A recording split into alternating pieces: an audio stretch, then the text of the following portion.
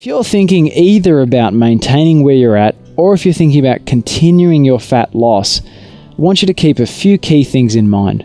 The first one is that 12 on, 12 off principle, so that you've got a good fat burning window overnight. I know I've mentioned it already, but I think it's a really, really important thing because it can have a huge impact in terms of the difference of fat loss or just body fat level maintenance.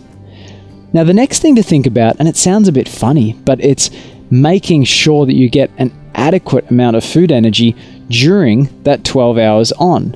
Sometimes when people start, fidgeting around with different foods and trying to customize things, they also think that they have to start eating a lot less and that they have to start feeling hungry a lot of the time. Well, I can tell you, if you feel hungry a lot of the time during the day, what generally ends up happening is you get to the evening and your willpower, it's probably just about run out for the day. And you get to a point where you have some things in your cupboard that maybe they're there for the weekend or something like that, but boy, they really start looking good around 8, 9 o'clock at night. And all of a sudden you're eating a few of them, and the next thing you know, you're thinking about eating breakfast at 6:30 the next morning, and it's 10:30 now, and well, there isn't 12 hours between now and then. So this is a habit that you really want to make sure you don't fall into, and one key to this is making sure that you eat enough during the day. Don't skimp on food during the day thinking that you can somehow find energy from somewhere else, because it will always catch up with you in the evening. Now, another important fact is that everyone really is different in terms of what I call your tolerance level to carbohydrates. And I call it a tolerance level because there's a lot of variability in it, and it's different for every individual person. For some people, some people could eat tons and tons of carbohydrates every single day and they'd stay skinny and lean and they'd have loads of energy. Now, if you're someone who's experienced weight gain, or if you've had any kinds of challenges with, having quite a bit of body fat on you and then having to really make an effort at losing that body fat, the odds are that your body isn't really set up to eat loads and loads of carbohydrates and use it for energy. Probably more likely, a lot of the carbohydrates you eat actually gets stored as fat. And so that's why I say that everyone's different, because really, there's a few different body shapes, body types, if you like, out there. And each body type has a different kind of tolerance level. So if you're the kind of person that finds it really, really easy to gain fat, and it can be quite challenging to lose that fat, then most likely you have quite a low tolerance to carbohydrates. Now, the good news for that is that any kind of exercise, a bit of resistance training and that kind of thing can really help you a lot. But what I want you to bear in mind, if that kind of applies to you, is that it's a good idea to think about your plate in terms of a protein, a vegetable, and then a carbohydrate. Because really those carbohydrates only need to be there in low to moderate amounts if you're in that situation. Now, if on the flip side you kind of just gained a lot of weight but you found it really easy to lose, then maybe your carbohydrate tolerance might be a little higher. It might be kind of around a midpoint, and maybe you just had a time in your life where you were just eating a lot. Maybe you're under a lot of stress, or you're in an environment where there wasn't sort of healthy food as an option, and that's why you gained lots of that weight. Well, your carbohydrate tolerance might be a little bit higher. You might actually find that eating a little kind of moderate portion of carbohydrate for every single meal might work out pretty fine for you. It's a little bit about trial and error, but really what I like to call it is trial and experiment. And so what you want to think through there is that you're running some experiments. You really need to learn about this individual and unique body that you've been born into the world with, because that's the one that you need to maintain. And really everyone else is different, and there's no hard and fast way to actually calculate how all this works. So a little bit of experimentation and you'll probably find what level of carbohydrates, if you like, works for you and your goals. Now, I talked about a method to actually customizing all of this. And I know I've been talking about all of this kind of theory, and we've been discussing a lot of pretty heavy details, in the last 20, 30 minutes. So what I want to talk through now is a really simple, like step 1, step 2, step 3, etc. method to how to actually customize this. Now, first up, I'm going to let you know this is all in an info sheet, and this info sheet is really, really easy to use. So I definitely encourage you to download it. Now, using some of those lifestyle changes that you've observed and really looking at the changes that you've made, for example, compared to your original lifestyle, I want you to actually look at that and identify what you'd like to test. So if it's food or schedule, what would you actually like to test out? What's the first thing that you'd like to maybe modify a little about where you've been?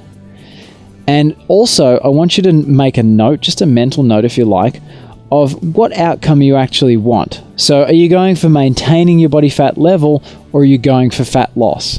I know you probably have that in mind already, but this is just a good time to think about it again, just to be really, really clear about it.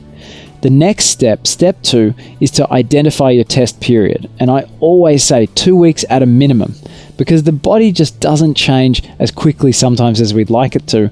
We can't get results in 3 days. We can't see if this is truly going to work longer term in 5 days or in 7 days. So go for 2 weeks at a minimum. Step 3 is to plan the amounts. So you might be trialing, let's say you're trialing eating oats for breakfast in the morning with some other kinds of protein sources and that kind of stuff. So that might be, your amount or your frequencies, 1 time per day. In other situations, you might be trialing having a piece of bread or something like that with a couple of meals, or you might be even trialing having a sandwich in the middle of the day, for example. So it could be 1 time a day, 2 times per day. It could also be other things like 3 times per week. You might choose to stick with the rapid fat loss meal templates all through the week, but actually just drop, for example, 2 dinners and just eat kind of whatever you feel like for dinner on those 2 evenings, for example, Tuesday and Thursday. So there's all different kinds of ways, but in this case, this is the step where you actually plan those amounts. You actually decide, what does this actually look like on a calendar? Now, the 4th thing to think about is this a substitution or an addition? Is there anything else that's taken out? So I want you to just write out a little bit of a formula. So, if it's breakfast, you might be dropping the beans and adding in the oats, for example. That's a good example there. For lunch, you might be dropping the beans and adding 2 pieces of bread. What that means is, for example, at lunchtime, you're still pretty well focused on having a decent protein portion and having a good amount of vegetables as well.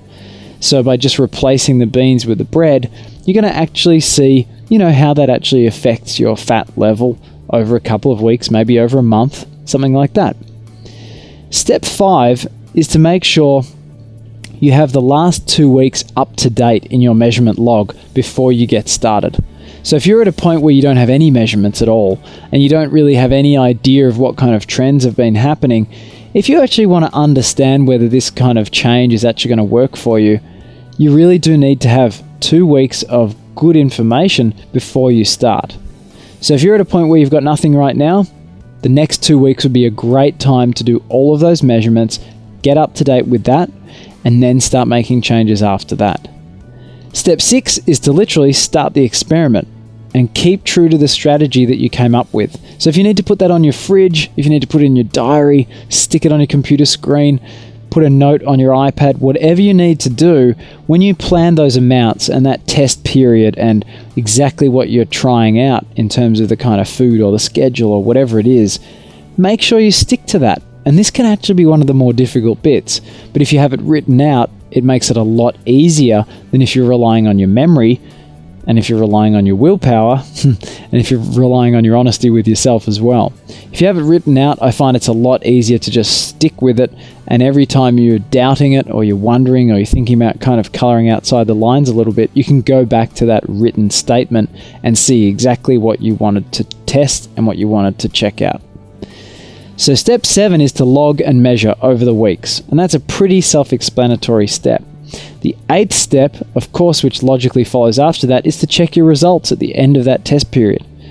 Now, after that, you'll be in a position, and this is step 9, to decide whether this modification worked for you or it didn't. And that's a pretty simple decision if you've got the kind of information that I've just been talking about in front of you. So step 10, decide whether it's going to be an ongoing feature of your lifestyle from now on, or decide whether it was worth checking out, but you're probably going to leave it and it's not really going to be part of what you're doing anymore.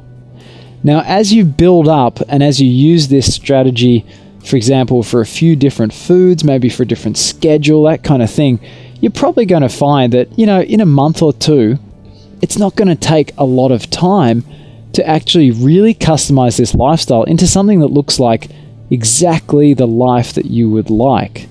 You know, whether it's being able to have a sandwich a few times a week, whether it's being able to have oats in the morning a few times a week, whatever that looks like, there's all these kinds of different variations that everyone has because we all have our own different preferences. But realistically, the important thing is that you're actually working on moving from a lifestyle that was, focused at rapid fat loss through to a lifestyle which is easier, it's more relaxed, it's more forgiving, and it's more varied, so it can actually last for the long term. And that's the key, that, doing this experiment for 2 weeks, it's not about having those 2 weeks and having those results so much as it's about those results being able to let you know how you can live your life in the next year, in the next 2 years, in the next 5 years.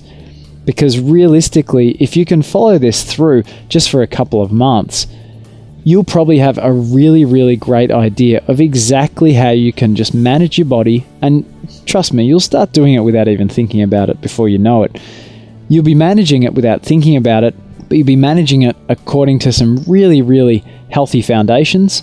And you'll also be managing it according to exactly what your body needs, which you're going to know what works for your body and what doesn't. And you're also going to have these skills that you've been building up in terms of being able to test out different things if they do come and get recommended to you from time to time.